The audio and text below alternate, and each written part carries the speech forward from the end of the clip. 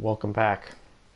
We're going to be talking, this is going to be a little bit of a different video. I'm going to be talking about Overwatch League, but I'm more talking about a player, and I'm doing like a response. Because I've been seeing, I've been seeing more and more articles on like websites that cover Overwatch League, and there have been some YouTubers and some streamers talking about it, and this is going to be a response to that. Like an example, I talk about him a decent amount. King Michael, he's an Overwatch League guy.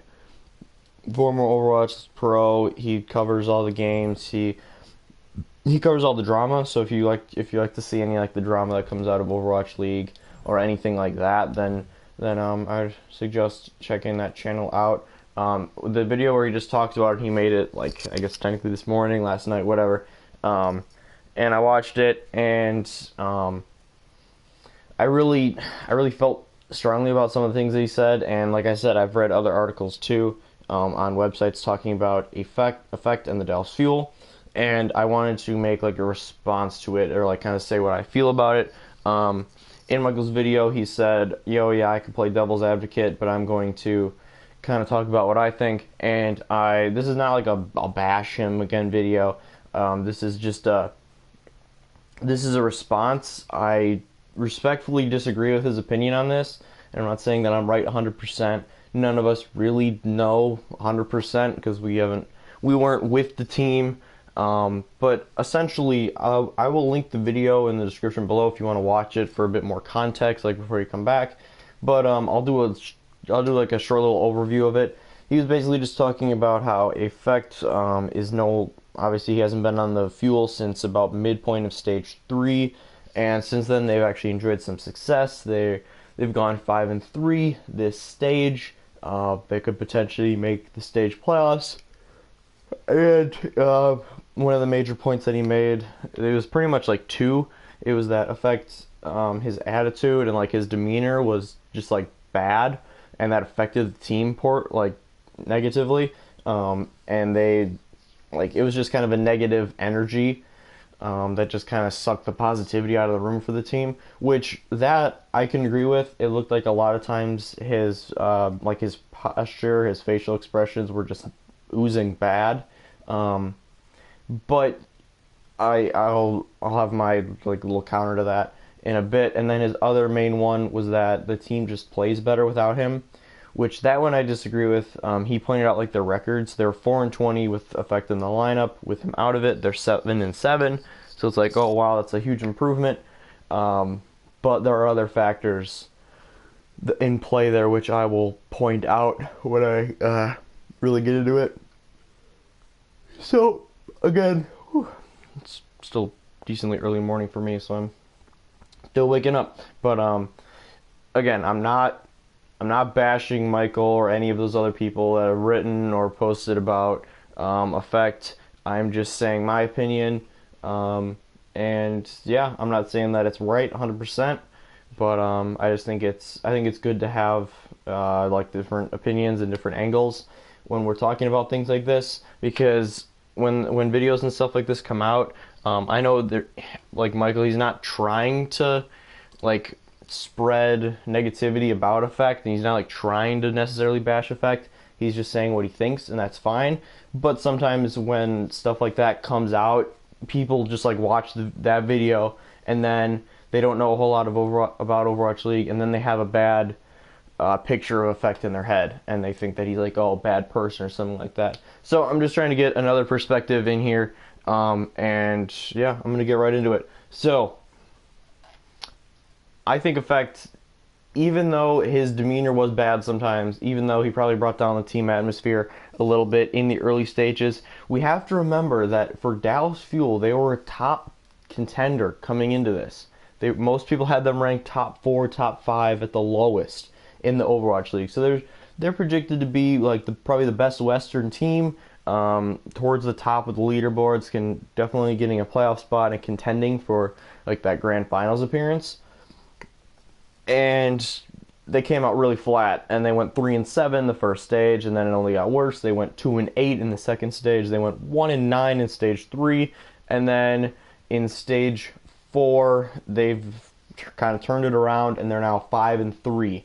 So why was this? Was it because Effect left now that they've started to win a lot more of their matches? No, it's not. It's the combination of, number one, they got a new coach in. They have Arrow now, who seems to be a much better coach. He's the Team USA coach. He just seems to know what he's doing. He's a good strategist for like analyzing enemy teams and thinking, okay, these are the kind of comps that my team has to run the week leading up to our matches, and it's shown. They've been a lot more prepared, but we also have to remember that this meta is way more suited to the Fuel. In Stage 3, the Fuel were terrible. It was probably their worst stage. They were only able to beat Shanghai in that stage, and that was when Tracer was prevalent. It was still like the dive. And if it was still dive meta, like if Brigida hadn't been released and Reinhardt and Zarya weren't in the meta, and the meta was a lot more condensed like it was, where it's just like Mercy Zen, Tracer Genji, Diva Winston, and stuff like that, or Widow instead of Genji. Do you guys really think Fuel would have won 5 matches? Because I sure as hell don't.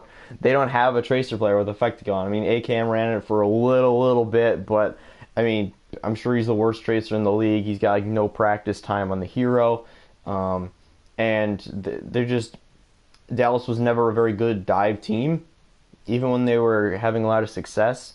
And like, when they were envious, they weren't huge practitioners of dive. So to say that they're only better because of like Arrows, the coaches there, and because Effect is gone, I think is a load of hogwash. Plus Taimu. Taimu has really come into his own again.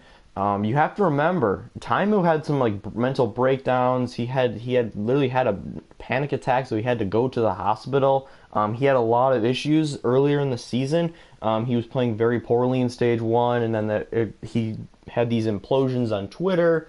And so it's like, I don't want the narrative to be that everyone else on the team was super positive and doing their best, and it was just Effect bringing him down. They had the thing with Rascal. Rascal was apparently kind of toxic and was freaking out about stuff and wanted things done his way. That was the report. Taimu is freaking out and posting about how much it all sucks on Twitter. And Coco was basically written out of the team, and when they would talk about it on stream, he'd get like frustrated or mad about like his situation with the team. Siegel dropped off the face of the planet for a month because they had him practicing a different person. So it's not like everyone else on the team was great and then he wasn't. Obviously they had XQC. They switched Taimu to main tank. For a Tracer player, your main tank is so important. You saw it especially in the first couple stages with Prophet and Gesture from the London Spitfire. Prophet running the Tracer, Gesture running the Winston. That combination is the reason they won a lot of their early matches, because they were so good at diving together, making effective dives where they take out a backline member, they take out a DPS, and they don't die. And Dallas was never able to do that. Who did Effect have to play with them? In Stage 1, Coco was playing a pretty good amount, and then XUC came back from suspension, and he was playing a pretty good amount, and he never really got time to synergize with either of them. Coco was a pretty defensive main tank, and not the greatest on Winston, so that didn't help him either. XUC is a very good Winston, but their styles never really meshed. They didn't get a whole lot of time to play together. Then for a couple stages, it was Taimu playing it. I mean, he's a DPS player. He was horrible at Winston, just absolutely terrible on it. And you could tell he didn't even want to play it. He was a drag on the team. Everyone in the team started just falling apart a bit. They trade Custa, one of the more positive guys in the team.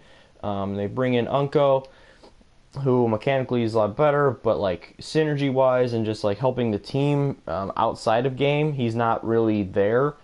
He's more of just like a guy he's going to show up and he's going to play, and he's going to play very well, but that's going to be about it. So there were all these rotating parts. They didn't really have a Widowmaker. They played Rascal on it a little bit for a while. They tried Siegel on the Genji. That didn't work out. Then they tried Rascal on Genji, and he was better. So him and Effect were having some... they were starting to get some synergy there. And that's when you saw, I think that was in Stage 2, or really early Stage 3, when when Effect was really popping off, he was really carrying, just mowing people down. He was in his like top form, and that's kind of when Rascal was in there. And Effect was just single-handedly beating some of these weaker teams. Like I remember that a Shanghai match where it's like, wow, the Fuel would have lost that game if Effect hadn't carried them to the Dragons. Like just flat out, they'd be losing a team fight, and then Effect would go and kill 3 by himself. So I think that blaming him for their terrible record in the beginning is unfair. They still had Kai as head coach. He was blaming people for stuff. You had AKM causing a ruckus with the team, talking crap about Rascal. So, you have teammates shit-talking each other. You have teammates switching a bunch of positions. Siegel went to off-tank. Mickey was pretty much an ineffective off-tank for most of the year. So it's like, can you really blame Effects for all that stuff? They finally solidified their lineup. They got into a meta that's way more suited for them. They got Siegel on the Diva, who's been way better than Mickey. They had OGE on the Winston, who's been consistent and better than anyone that they've had previously. I think he's about an equal to XQC, but XQC was never able to be there for that long because of his suspensions.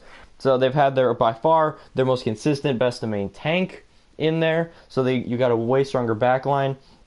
Harry Hook has like put a ton of time into Mercy now, and he's a lot better Mercy than he was in like the first stage, because he used to be mostly a Lucio player before that.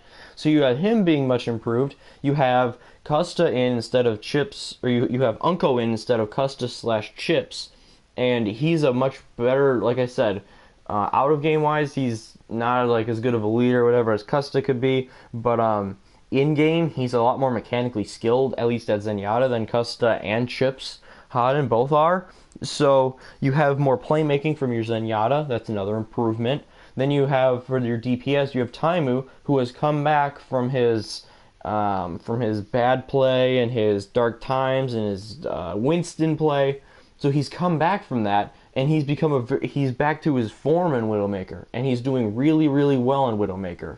So you have Taimu, your DPS, much improved than your rotating circus of Rascal, AKM, Siegel, whoever it is, playing like heroes that they're not even that good at. You have just Taimu playing Widowmaker, who's really important in this meta, who's just getting work done. You have an improved tank line, you have an improved support line. I mean, of course they're going to win more matches. They have a better coach in. Their system is a lot better for the team. So there's so many factors as to why Dallas is better. You can't just say, oh, their record is 7-7 without him, so they have to be improved without him. No, it's just the meta, and their team has finally gotten it together. They're not a mess. They're not creating drama. They're actually playing together. They have real strategies. So can you really, in my opinion, you just can't blame Effect for that. If the team was like this from the beginning, if they had like a set lineup and they had a coach that prepared them better, and if their players were playing roles that they liked and were comfortable on, would I think they have had such a bad season? And would I think Effect have been that mad and just like depressed and everything about this season? No, I don't. I think they might have been in playoff contention, honestly. So there are a ton of factors to talk about when it's Dallas. I just think that we're looking at it in too narrow of a scope. We're saying, oh man, they're doing good in stage 4 now, but we're kind of forgetting how much of a dysfunctional mess of a franchise they were the first couple stages.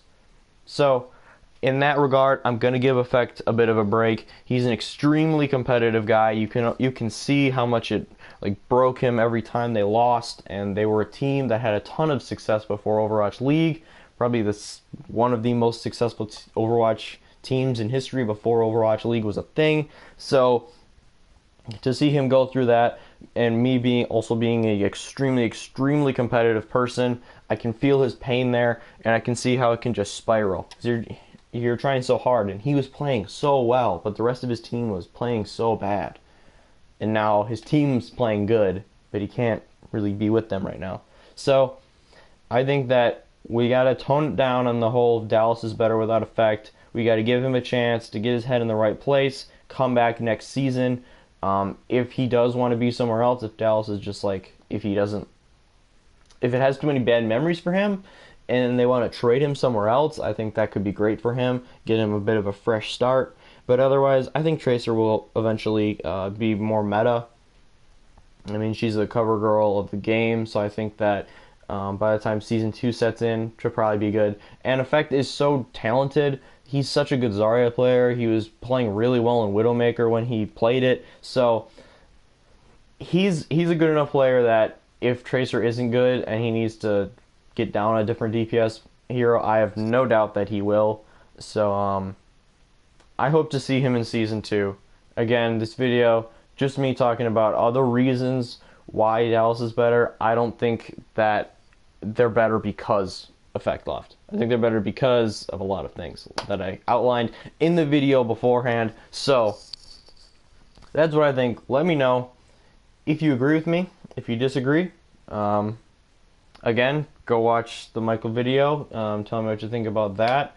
I think he does bring up some good points, but I just think that somebody had to play devil's advocate for this one because there's a lot of sides to this coin. There's not just two on this one. It's a weird, fucked up coin. But anyway, that's about it for the video. I like doing these kinds of videos. I hope it starts a bit of a discussion. That's all I want. I don't want anyone hating on people. I don't want people calling Michael stupid, or me for that matter. I mean, you can if you want. It doesn't really bother me.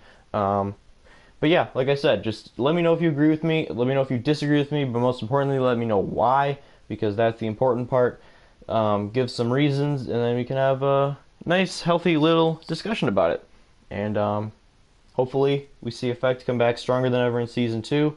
We'll have to see what Dallas does with their lineup. That's one of the most interesting things going into the off season for me, because are they gonna blow it up? Are they gonna mostly keep them together because they've been playing well now, and they're just gonna try to add a piece or two?